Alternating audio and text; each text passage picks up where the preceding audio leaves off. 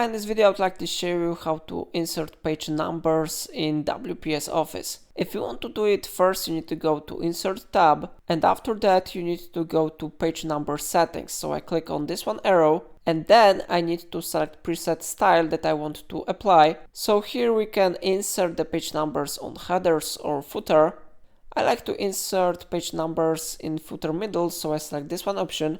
And now page number has been successfully added to our page. Of course, you can always change settings of this number. You can renumber it. I recommend you to have it set to default on 1. Of course, you can change page number format if you want. On default, we have 1, 2, 3 format, but if you will click on this one arrow, you will see here the list with available other formats, for example, page 1 or different formats that I recommend you to check. But honestly, I like the default format, so I click on this one format. By the way, you can modify here position of the numbers, or you can set if you want to apply the change to entire document or from current page or current section.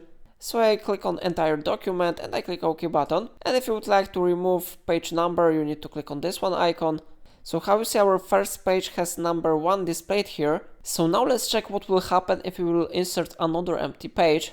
So we need to press escape button from our keyboard to leave from these settings. So I click somewhere here, I press enter multiple times, and let's check what will happen with another page. So how you see, we have here another page created, and the number of this page is 2. The same with the last page, we have number 3 here.